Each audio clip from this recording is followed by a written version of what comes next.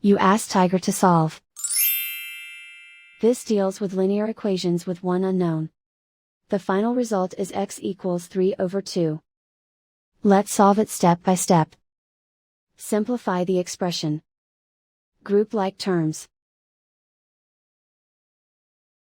Simplify the arithmetic. Group all constants on the right side of the equation.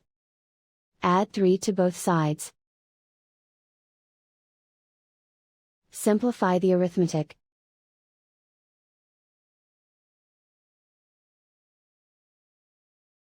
Isolate the x.